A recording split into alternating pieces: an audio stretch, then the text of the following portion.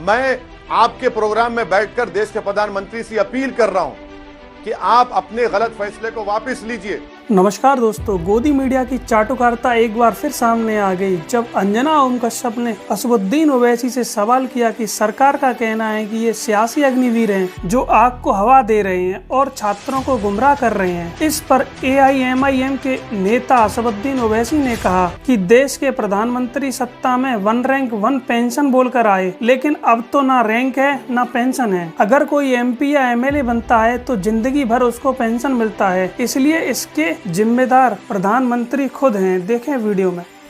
ओवैसी साहब, आज पूरे देश में अग्निपथ स्कीम के खिलाफ विरोध की आवाज उठ रही है, लेकिन दुर्भाग्य ये है कि यह आवाज और नारेबाजी तक सीमित नहीं है, ट्रेनों को आग के हवाले किया जा रहा है। सरकार का कहना है, बीजेपी का कहना है कि ये सियासी अग्निवीर हैं जो इस आग को हवा दे रहे हैं, छात्रों को गुमराह कर रहे हैं। आपका जवाब? नहीं, वायलेंस और तशद्दुद का कोई जस्टिफिकेशन नहीं है, मगर इसके जिम्मेदार देश के प्रधानमंत्री उनकी सरकार है। आपने उन नौजवानों को जो 2 साल से तैयारी कर रहे थे, आपने गलत फैसला लिया। आप उनको ये देखिए, आर्मी में, नेवी में, एयरफोर्स कोई जाता है तो वो तो एक ऑनरेबल प्रोफेशन है ना, वो तो कोई कॉन्ट्रैक्ट एम्प्लॉयमेंट नहीं है। वो तो मरने और मारने के लिए तैयार होते हैं वो लोग देश के लिए, और 4 साल के बाद उनको आप क्या करेंगे, वो क्या करेगा? तो ये गलत फैसला है, ये गुस्सा है, और हम प्रधानमंत्री से ये डिमांड करते हैं कि जिस तरह उनकी सरकार ने गलत फैसला लिया था लैंड लॉज में और फार्म लॉज में, उसको वापस लिया जाए। उसको वापस ले लीजिए, आप खत्म करिए। ये आपकी गलती से हो रहा है। क्यों आप धोखा दे रहे हो नौजवानों को? आज 8% अनएम्प्लॉयमेंट भारत में है, 5 में से 1 ग्रेजुएट को नौकरी मिलती है। सरकार की जिम्मेदारी है। खबरदार, आप बहुत हो गया। 4 साल तक आपको लगभग 23 लाख की आपकी कमाई होगी, 25% लोगों को सेना में लिया जाएगा।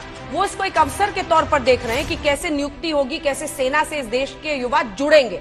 इसमें क्या खराबी है? आर यू कॉमेडी में? 25% की आप बात करें ना, उसको गाजर की पुंगी कहते हैं। और आप कहते हैं कि सेंट्रल आर्म पैरामिलिट्री फोर्स में प्रायोरिटी देंगे। प्रायोरिटी कोई बात है क्या? और एक बात बताइए, 11 लाख आपको देंगे, आप 11 लाख, तो भाई डियरनेस अलाउंस का क्या होगा, ग्रेजुएटी का क्या होगा, मेडिकल इंश्योरेंस का क्या होगा? देश के प्रधानमंत्री सत्ता में आए 1 रैंक 1 पेंशन कहकर, अब तो ना रैंक है ना पेंशन है।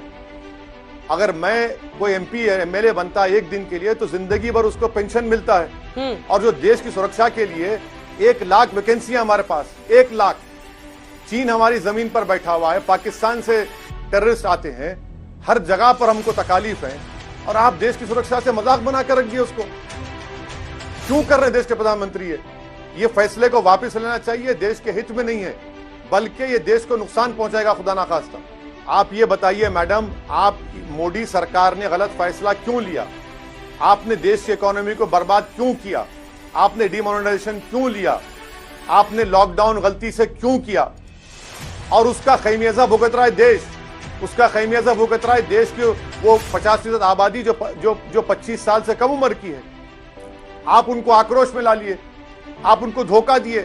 2 साल आपने पूरे देश में चुनाव कराए और आपने रिक्रूटमेंट नहीं किया, तो ये जिम्मेदारी देश के प्रधानमंत्री के ऊपर आती है। खड़े होकर फौरन यहाँ से चले जाइए।